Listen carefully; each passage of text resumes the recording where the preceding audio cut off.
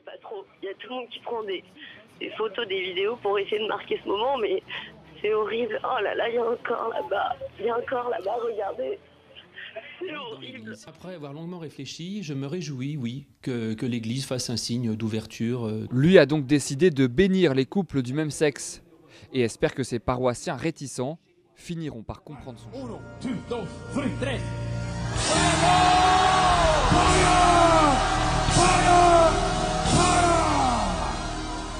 Les Mayas le savaient.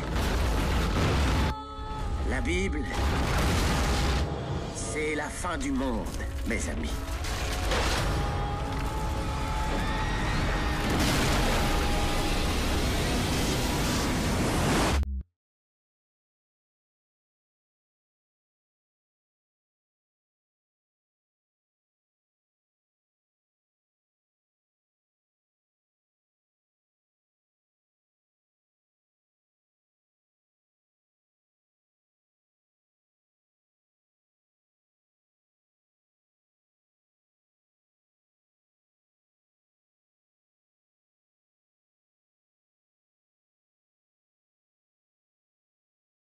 Partager la série 10 jours pour méditer le psaume 119, fin février.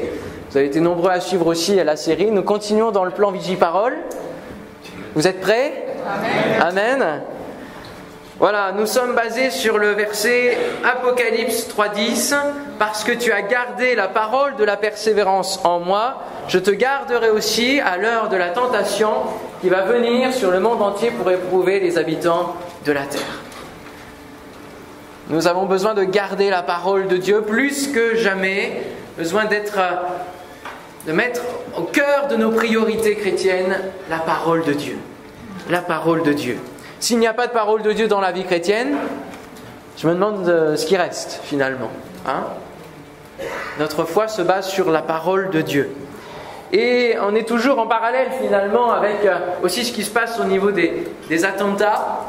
Et j'ai remarqué quelque chose, et que vous avez remarqué aussi, peut-être que vous y avez participé, après Charlie Hebdo ou même après les attentats de Bruxelles, il y a eu une réaction. Il y a eu une réaction de la part du peuple français, du peuple belge. Il y a eu des manifestations pacifiques, il y a eu des rassemblements, il y a eu des bougies, il y a eu des dessins, il y a eu des lettres, des mots, des fleurs. Et tout cela participe à quelque chose, à un objectif, c'est de résister face à la terreur, terrorisme, terreur, face à la terreur. Le but des terroristes, c'est la terreur. Le but de ces actions, de ces armes, de fleurs, etc., c'est justement de répondre à la terreur et dire, nous continuerons à vivre. Alors on peut se dire, oui, mais les bougies, les fleurs face à des armes, c'est dérisoire, c'est rien. Mais derrière, il y a une symbolique. Et lorsque nous sommes atteints, lorsque le diable veut nous attenter dans notre vie, avec la tentation, avec différentes choses, nous allons voir, nous avons une arme qui semble dérisoire face au monde. La parole de Dieu. Amen.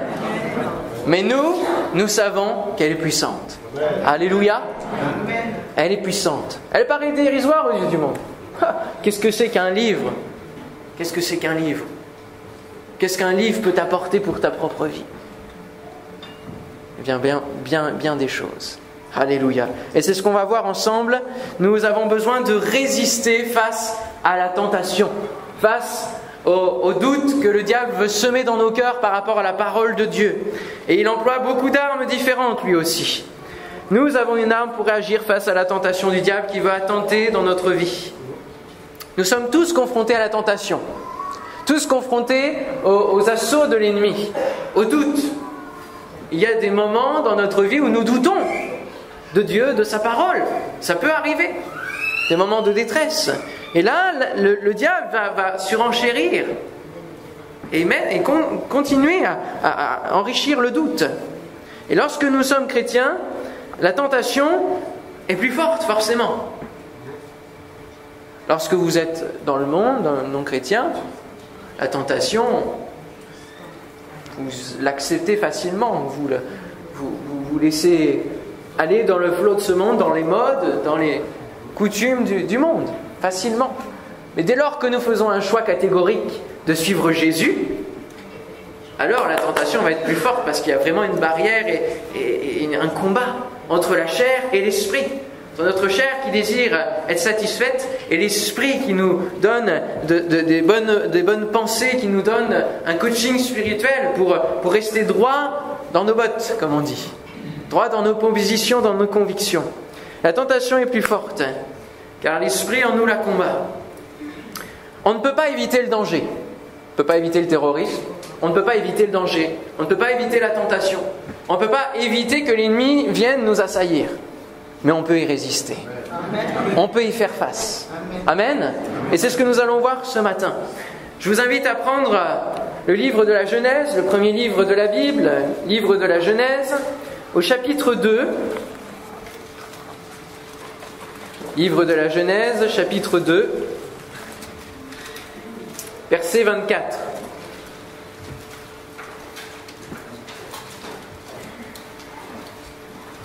Genèse chapitre 2, verset 24, il nous est dit: c'est pourquoi l'homme quittera son père et sa mère et s'attachera à sa femme, et ils deviendront une seule chair.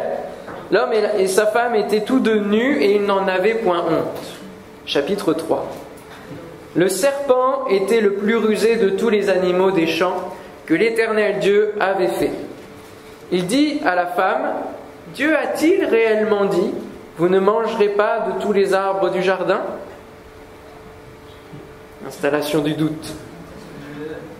La femme répondit au serpent: nous mangeons du fruit des arbres du jardin, mais quant au fruit de l'arbre qui est au milieu du jardin, Dieu a dit, vous n'en mangerez point, vous n'y toucherez point, de peur que vous ne mouriez. Alors le serpent dit à la femme: vous ne mourrez point, mais Dieu sait que le jour où vous en mangerez, vos yeux s'ouvriront, et que vous serez comme des dieux, connaissant le bien et le mal. La femme vit que l'arbre était bon à manger et agréable à la vue, et qu'il était précieux pour ouvrir l'intelligence. Elle prit de son fruit et en mangea. Elle en donna aussi à son mari qui était auprès d'elle, et il en mangea. Les yeux de l'un et de l'autre s'ouvrirent, ils connurent qu'ils étaient nus, et ayant cousu des feuilles de figuier, ils s'en firent des ceintures. Amen. Quel récit, on le connaît, mais à chaque fois qu'on le lit, c'est toujours difficile d'accepter cette situation.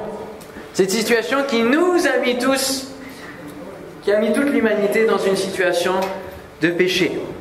Et il nous faut connaître les objectifs de notre ennemi pour résister, pour ne pas faire comme Adam et Ève face au doute sur la parole de Dieu, face à la tentation de manger de l'arbre. Nous devons connaître notre ennemi et quelles sont ses techniques, ses armes, ses ruses. D'accord? Est-ce que vous les connaissez? Alors, vous savez, j'ai mis une image. Vous reconnaissez qui c'est? Don Quichotte. Ouais, Don Quichotte. Don Quichotte. Qui ne connaissait pas son ennemi, les moulins. Hein? Il voulait batailler les moulins. Il ne connaissait pas son ennemi. Est-ce que parfois nous ne sommes pas comme cela? À batailler contre un ennemi qu'on ne connaît pas, puis à un moment donné, on se prend une balle dans la figure. Hein? Il faut que nous connaissions notre ennemi. Je ne dis pas que tout ce qui nous arrive dans notre vie chrétienne vient du diable. Attention, soyons équilibrés. Il y a des choses qui sont les conséquences de nos inconséquences, de nos choix, de nos décisions. Et le diable n'a rien à faire dans ces histoires. Mais il y a des fois où il vient nous tenter, nous ruser. Alors, ces techniques, quelles sont-elles? Le diable est comme un lion qui cherche qui il dévorera. Ça, c'est son objectif premier. Il va utiliser le mensonge. Et la parole de Dieu nous dit, il a été meurtrier dès le commencement. Et il ne se tient pas dans la vérité. Nous avons chanté tout à l'heure, le Seigneur marche dans la splendeur, il défend vérité et justice. Nous aussi, nous devons défendre la vérité. Parce qu'il n'y a pas de vérité en lui. Lorsqu'il profère le mensonge, il parle de son propre fond, car il est menteur et le père du mensonge. Ne vous laissez pas séduire et avoir par le mensonge du diable. Il modifie toujours la vérité. Ici, il va modifier les paroles de Dieu, il va modifier le discours, il va amener une parole de mensonge. Ne nous laissons pas avoir. Il y a aussi l'arme du déguisement. 2 Corinthiens 11, 14. Et cela n'est pas étonnant puisque Satan lui-même se déguise en ange de lumière. Ici, il a été au travers du serpent. Il se déguise. Il ne donne jamais sa vraie image. Sinon, ce serait trop grossier, n'est-ce pas? Mais il peut utiliser quelqu'un, un de nos amis de fréquentation, il peut utiliser différents moyens pour nous atteindre, là où nous sommes peut-être vulnérables. Il fait croire qu'il n'y a pas de combat. Non, mon frère, ma soeur, tu es sauvé jusqu'au bout, il n'y a pas de souci. Continue à vivre ta vie, même s'il y a quelques compromis. Oh, le Seigneur te comprend, il n'y a pas de souci. Ouais. Des fois, le diable peut nous appeler mon frère, ma soeur. Ouais. Des fois, il peut nous dire Alléluia, il peut dire Amen, il peut... Le déguisement. Il fait croire qu'il n'y a pas de combat. Et l'apôtre Paul le dit bien, il y a un combat entre la chair et l'esprit. Et ça, c'est quotidien. Et il faut avancer toujours en étant sûr de ses convictions, de ses choix, ancrés dans la parole de Dieu au quotidien. Amen. Amen. Une autre de ses armes, c'est la ruse. Et l'un des apôtres va dire à un homme plein de toute espèce de ruse et de fraude, fils du diable, ennemi de toute justice, ne cesseras-tu point de pervertir les voies droites du Seigneur? Il n'y a pas de contournement avec le Seigneur. Il n'y a pas de plan B. Il y a une voie droite que nous sommes appelés à suivre parce qu'il l'a tracée pour nous personnellement. Amen. Il a prévu des œuvres qu'il a préparées d'avance pour chacun de nous, dans lesquelles il faut que nous rentrions, qu'il faut que nous pratiquions des bonnes œuvres. Alléluia. Des plans parfaits. Un mari et une femme choisis. Des enfants, il a prévu. Il a prévu tout cela dans son plan parfait. À nous de marcher et d'obéir tout simplement. Mais la ruse, l'ennemi va essayer de nous détourner de l'objectif. Il va nous faire croire que même si nous ne suivons pas la voie du Seigneur, il y aura toujours un plan B. Et même s'il y a un plan B, sachez que ce n'est pas le plan original du Seigneur. Là, le plan B, le plan que Dieu a prévu, après le péché, il a laissé l'homme choisir. Et il a prévu le moyen de salut. Dieu sait toutes choses. Amen. Mais il aurait tant désiré que ça se passe quand même autrement, qu'il y ait toujours cette relation, qu'il n'y ait pas autant d'horreur, qu'il n'y ait pas autant de désobéissance, autant d'iniquité dans ce monde. Vous voulez cette relation avec l'homme, dans sa création parfaite, un homme parfait, que nous puissions suivre la voie du Seigneur. Et puis il y a une autre arme. Nous le voyons ici, il va poser une question. Dieu a-t-il réellement dit? Il va jeter le doute dans le cœur. Et combien nous devons lutter aussi dans le combat de notre foi avec le doute, n'est-ce pas? Combien de fois nous sommes réduits à dire Seigneur, je crois mais viens au secours de mon incrédulité. Ce qui en soi est comme un illogisme, une incohérence. La foi, nous avons besoin de chasser le doute, pour que notre foi soit plus forte. Et pour que notre foi soit plus forte, nous devons nous nourrir et nous nourrir et nous nourrir encore de la parole de Dieu. Si chaque jour, Adam et Ève s'étaient répétés mutuellement, le Seigneur nous a dit cela. Le Seigneur nous a encouragés à ne pas le faire. Peut-être qu'ils auraient eu plus de force pour résister face à la tentation de l'ennemi, face au doute. Vous ne croyez pas ? Et puis il y a cette grande arme de la tentation. Matthieu 4, 3 nous dit, le tentateur s'étant approché, lui dit, si tu es fils de Dieu, ordonne que ces pierres deviennent des pains. Il va nous pousser à la faute. Et pendant tout le ministère terrestre, au travers des questions des pharisiens, au travers de la haine qui animait le cœur des hommes, Le diable s'en est servi pour pousser Jésus à la faute, pour pousser Jésus au péché, pour le faire tomber et annuler le plan de Dieu. Mais Jésus a été vainqueur, alléluia.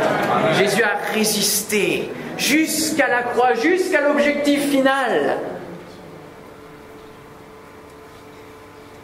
Et nous allons voir justement comment il a su résister.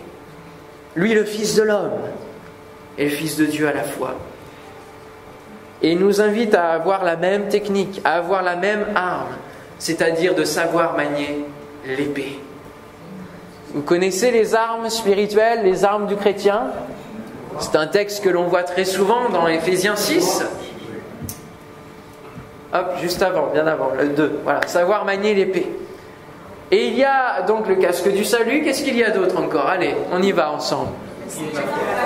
La cuirasse de la justice, le bouclier de la foi, ceinture de vérité,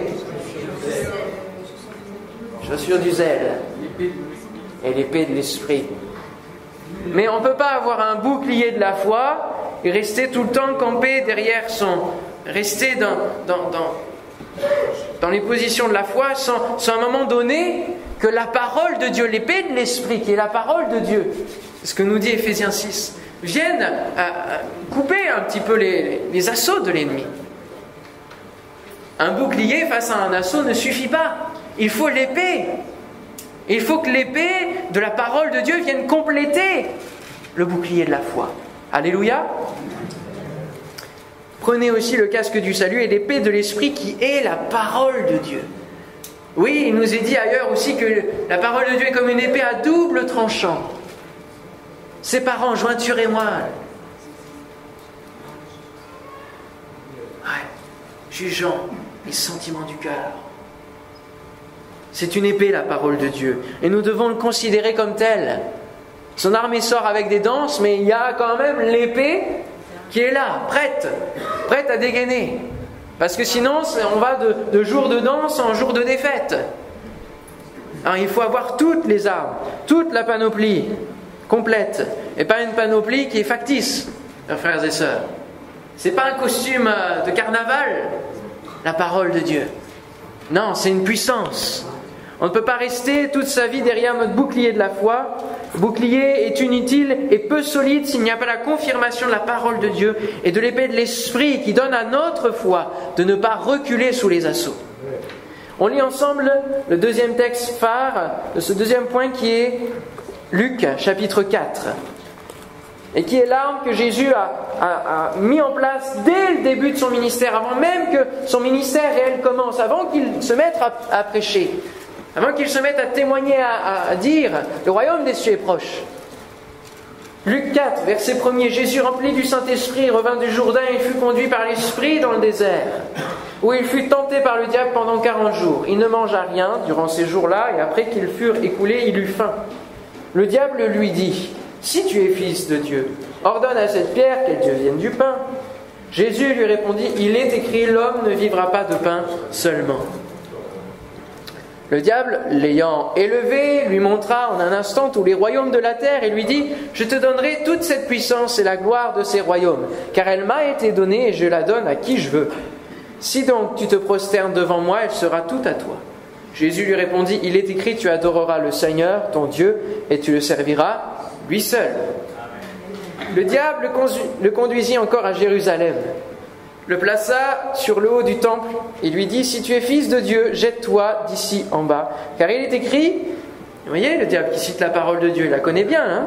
« Il donnera des ordres à ses anges à ton sujet afin qu'ils te gardent et ils te porteront sur les mains, de peur que ton pied ne heurte contre une pierre. » Jésus lui répondit « Il est aussi écrit, tu ne tenteras point le Seigneur ton Dieu. » Après l'avoir tenté de toutes ses manières, le diable s'éloigna de lui jusqu'à un moment favorable. Amen. Eh oui, jusqu'à un moment favorable. Et l'ennemi sait bien à quel moment il peut venir pour nous pousser à la faute, à la chute. Alors, dans l'escrime, il y a deux positions pour combattre. Il y a une première position qui est la position de garde. La position de garde. c'est se positionner de telle sorte que l'on est prêt à être attaqué et à répondre. Et cela nous fait penser au fait de garder la parole de Dieu. Garder la parole de Dieu nous permettra de répondre comme Jésus lors de la tentation, il est écrit, et d'affirmer la vérité biblique pour couper l'herbe sous le pied du malin. Si nous connaissons bien la parole de Dieu, nous pouvons lui répondre en face et dire non, je n'accepterai pas la tentation que tu mets sous mon nez. Et c'est difficile de résister à la tentation quand c'est quelque chose qu'on aime bien, n'est-ce pas ? C'est souvent par rapport à quelque chose qu'on aime bien, forcément. Sinon on serait moins tenté. C'est difficile de résister. Et c'est pour ça qu'on a besoin de l'épée de l'Esprit, l'Esprit qui va venir rappeler la parole de Dieu à notre cœur pour que nous puissions avoir les souvenirs. On n'a pas toujours le livre physique dans nos mains. Quand on est face à l'ordinateur, quand on est, dans une situation qui nous amène à être tentés. Très souvent, la Bible, la parole de Dieu n'est pas à portée de main. C'est souvent justement dans des pièges. Il nous éloigne de la parole de Dieu. Alors il faut que nous connaissions la parole de Dieu, qui va revenir dans notre esprit, pour que nous puissions résister. Le combat spirituel se fait notamment dans l'intercession. Il est important dans l'intercession aussi de citer les paroles de la Bible. Et de démontrer aussi l'inférieure puissance du diable. Parce qu'il est puissant, c'est vrai, mais il est moins puissant que le Seigneur. Amen. Une seule parole du Seigneur, une seule parole de la Bible peut le faire fuir. Alléluia. Et lire la parole de Dieu, c'est se soumettre à Dieu et pouvoir résister au diable afin qu'il fuit loin de nous. Connaissez-vous justement des versets qui réduisent, qui parlent de la puissance inférieure de Satan? Celui qui est en nous est plus fort que celui qui est dans le monde. Amen. Le Dieu de paix écrasera bientôt Satan sous vos pieds. Que la grâce de notre Seigneur Jésus-Christ soit avec vous. Romains 16, 20. Il a dépouillé les dominations et les autorités et il les a livrées publiquement en spectacle en triomphant d'elles par la croix. Colossiens 2,15. Mon frère, ma sœur, tu peux t'appuyer sur la parole de Dieu parce que en même temps que tu proclames la parole de Dieu, tu proclames des promesses et tu proclames des choses qui sont aussi déjà accomplies au travers de la croix de Christ. Amen. Tu es vainqueur par avance. Seulement si tu rentres dans le cadre et si tu te sers de l'arme que Dieu te donne. La deuxième position, c'est la parade. La parade. Et parfois, il est bon d'utiliser les mêmes armes que l'ennemi, parce qu'il ne s'y attend pas. N'est-ce pas? Lui, parfois, il parade aussi, il se déguise. C'est esquiver. Aller là où l'ennemi ne s'attend pas. Nous sommes tellement, parfois, aveuglés dans notre vie chrétienne, que nous marchons sans le savoir vers ce qui va nous faire tomber. Nous sommes aveuglés sur notre chemin, il y a des pierres, et hop là, on glisse, on glisse. Parfois bêtement.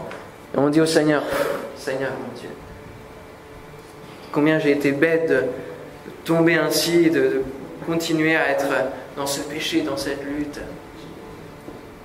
Et on se sent méprisable, on se sent complètement anéanti dans ces moments-là, face au Seigneur. Et bien souvent, quand on tombe, alors on s'approche même plus de Dieu. C'est une bonne réaction parce que on ressent la sainteté, mais en même temps, Dieu est prêt à nous accueillir à nouveau.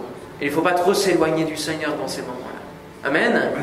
Dieu est fidèle et juste pour nous pardonner. Et péché, bien sûr, que nous ne commettons pas d'une manière volontaire.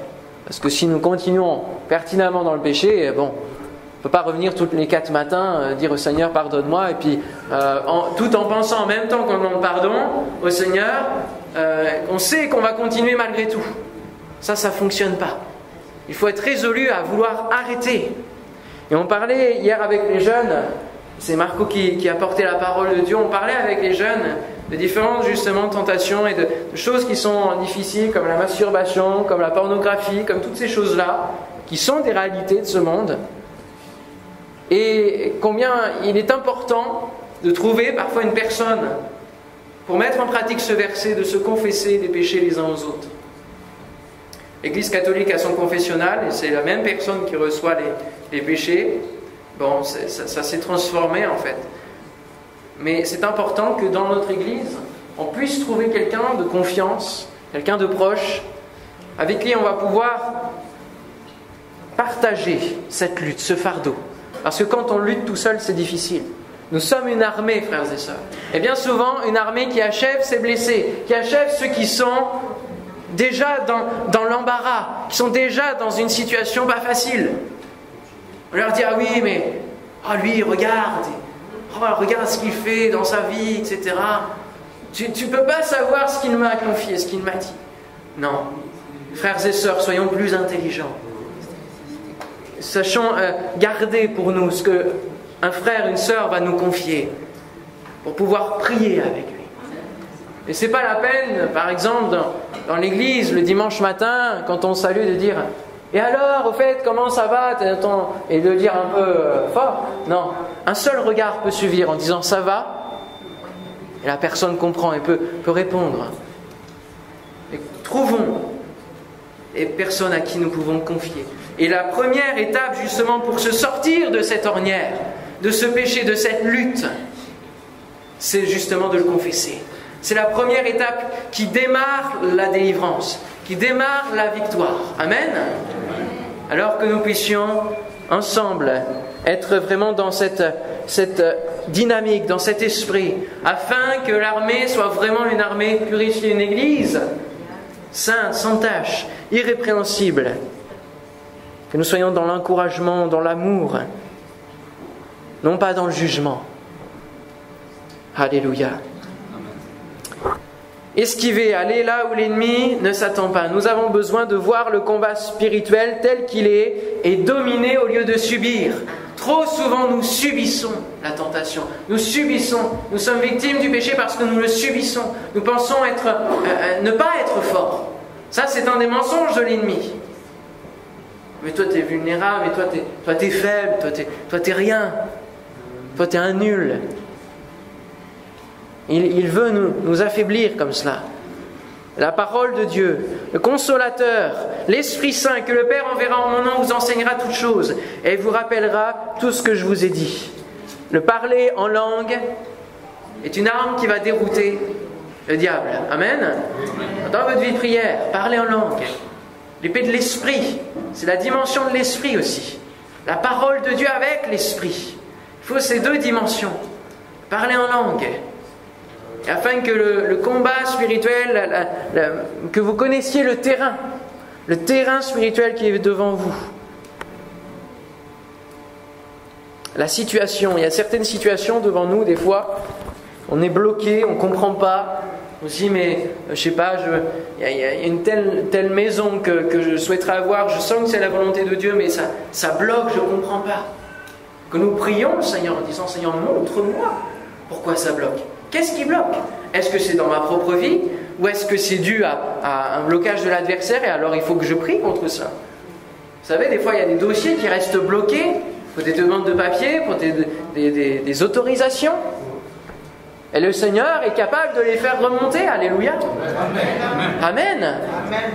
Et il faut que nous sachions quelle est la situation spirituelle. Il faut que nous ayons ce discernement et cela se fait au travers de la prière, au travers de l'écoute du Seigneur.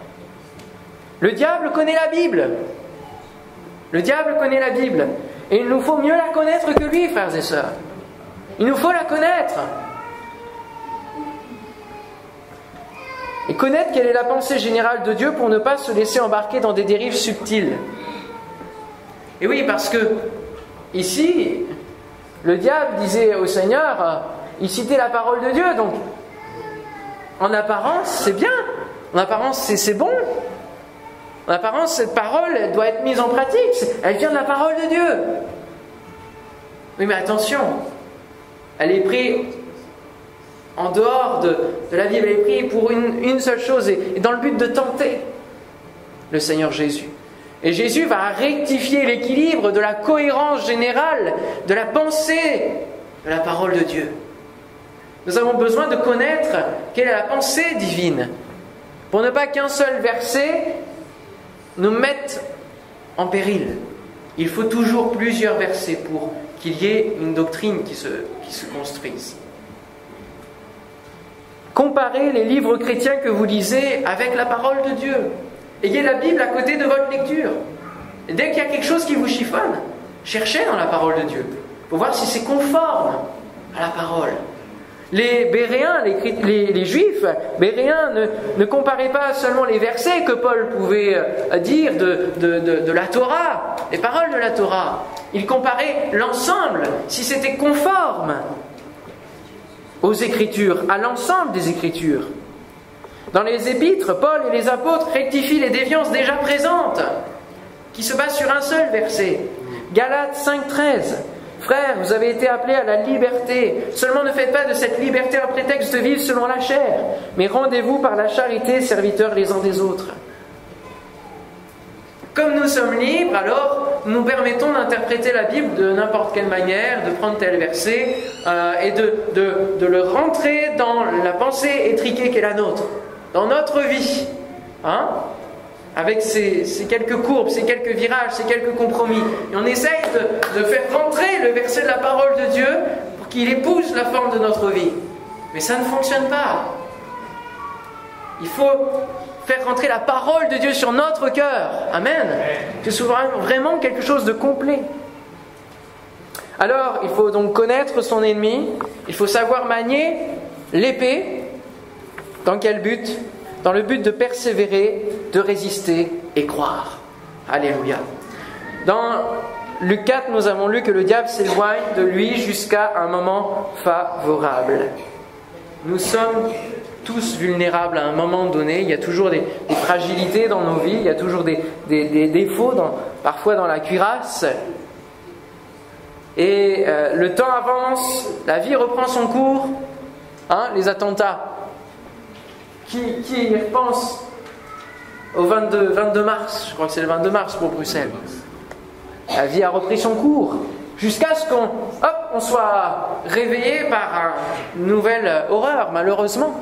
La vie reprend son cours, et puis on oublie le retour de Jésus, puis on oublie sa parole, on quitte un peu, on se refroidit. On a toujours besoin d'être ravivé. Alléluia. Toujours besoin d'être dans cette dynamique de la parole de Dieu. Et c'est pour ça que c'est important de venir et le dimanche matin, mais aussi aux autres réunions, et au groupe de maison, et à l'école de la foi pour se nourrir toujours plus. Amen. Pour se réactiver ensemble et dire, mon frère, ma soeur, sois encouragé, la parole de Dieu dit ça. Tu vas t'en sortir. Tu vas résister. Alléluia. Tu vas être vainqueur. Alléluia. C'est important d'être toujours prêt. De ne pas laisser le diable laisser un moment favorable. Il faut toujours que ce soit défavorable pour le diable dans nos vies. Il faut toujours qu'on soit en connexion avec le Seigneur. Priez sans cesse. Réjouissez-vous toujours. Ce sont des versets qui nous disent justement, soyez toujours dans cette dynamique de la vie de l'Esprit, dans cette dynamique du retour du Seigneur, il revient bientôt, dans cette dynamique de s'attacher aux choses du ciel et non plus aux choses de la terre. Alléluia.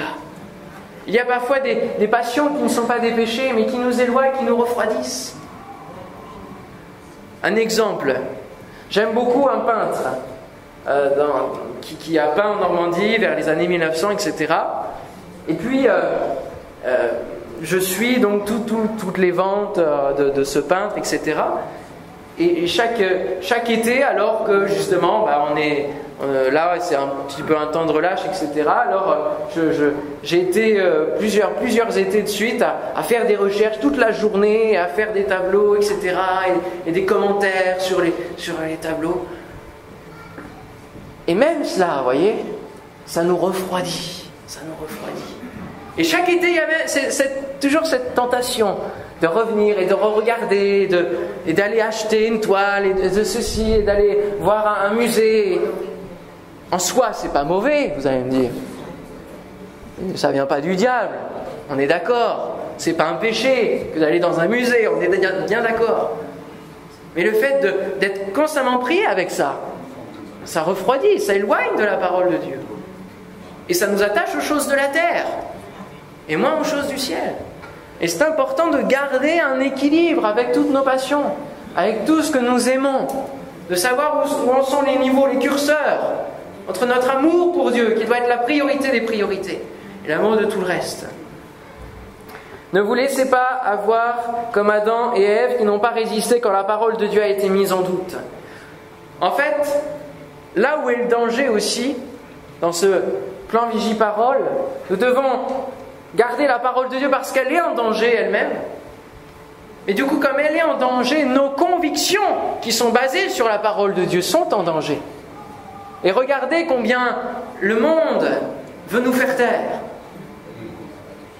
Cette fameuse laïcité, qui soi-disant prône toutes les religions, mais qui enferme quand même pas mal, n'est-ce pas? Dès que nous pouvons parler un petit peu, nous sommes fustigés de prosélytisme. Alors il y a une mesure en toute chose, on est d'accord. Mais résistons malgré tout. Résistons malgré tout. Nos convictions, c'est cela que Satan va tester et mettre en doute. Et il ne met pas en doute la parole de Dieu, il la connaît. Il va mettre en doute tes convictions, mon frère, ma soeur. En quoi tu crois? En quoi tu crois ce matin?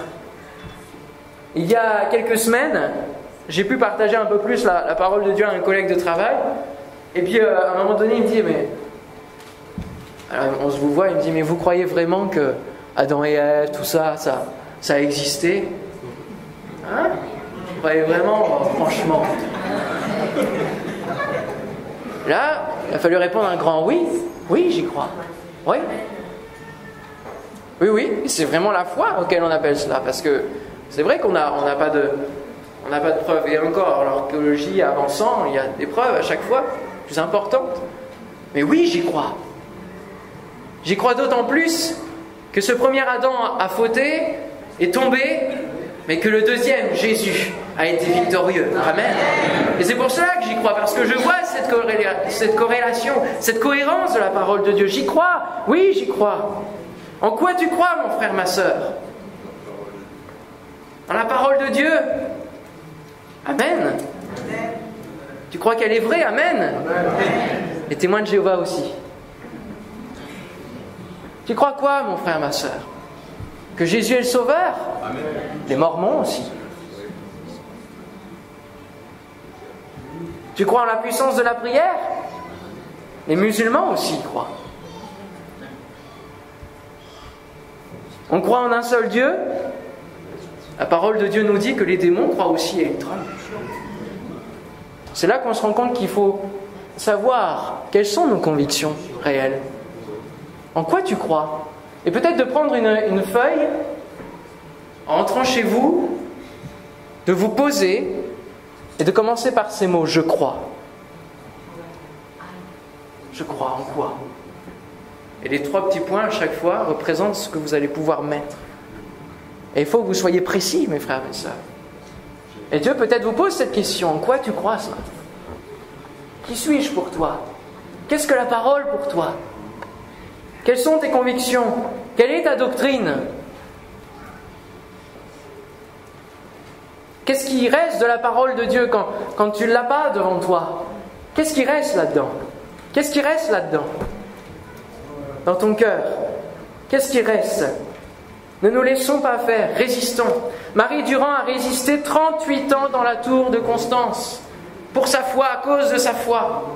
On aurait pu lui dire, et je pense que le diable a dû la visiter à un moment donné pendant ses 38 ans, en lui disant, mais à quoi ça sert que tu continues à croire? À quoi ça sert que tu pries? Il est où ton Dieu là, pour te laisser dans cette tour, encore et encore? La parole de Dieu, est-ce que c'est vraiment la parole de Dieu? Est-ce que tu continues à croire dans les promesses? Il a dû sûrement lui poser ces questions. Regarde le résultat, plus tu pries, pire c'est. Et c'est parfois des questions qu'il nous pose aussi. À quoi ça sert de lire la Bible? À quoi ça sert de se garder pur? À quoi ça sert de parler de Dieu autour de toi? Et c'est dans ces moments-là où nous devons poser nos regards. sur les barrières qu'il veut nous mettre, sur ces phrases qu'il veut mettre sur des murs devant nous pour nous bloquer, pour nous faire croire que nous ne sommes pas forts dans le Seigneur. Et d'écrire à la place, comme sur la diapositive avant, comme Marie Durand a écrit et qui est un appel pour nous ce matin. Résistez. Résistez. Résistez encore. Elle a posé ses regards sur Jésus qui n'est pas tombé une seule fois, qui a été jusqu'au bout et qui a été victorieux. Alléluia. Je citerai pour dernier verset 1 Pierre, chapitre 5, versets 8 et 9, qui nous dit « Soyez sobres, veillez ». Et c'est ce que nous verrons la prochaine fois sur ce mot « veiller » et puis prendre garde. Votre adversaire, le diable, rôde comme un lion rugissant, cherchant qui il dévorera. Et je vous dis, il n'est pas fatigué, hein, parce qu'il a de la nourriture constamment. Il n'est pas fatigué. Résistez-lui avec une foi ferme, sachant que les mêmes souffrances sont imposées à vos frères dans le monde. Mon frère, ma sœur, lorsque tu te crois vulnérable face à l'ennemi, quand tu es face à la tentation, pense à ton frère, ta sœur qui est persécuté et qui est près de mourir, justement face aussi à cette même tentation de régner le Seigneur. Et résiste pour toi, mais résiste aussi pour lui. Amen. On a eu l'ONG Portes Ouvertes qui est venue récemment. Combien de frères et sœurs sont obligés de tout quitter? Familles qui ont péri dans les attaques, maisons, biens, tout, papier. Résistons aussi pour eux. Et mettons la parole de Dieu en avant, de toutes les manières possibles. Amen. Alléluia. On se lève ensemble, on prie le Seigneur. Seigneur, nous te bénissons, te rendons grâce pour ta parole. Ta parole est vivante, ta parole est efficace. Et tu veux nous interpeller ce matin. Tu veux que nous résistions, Seigneur.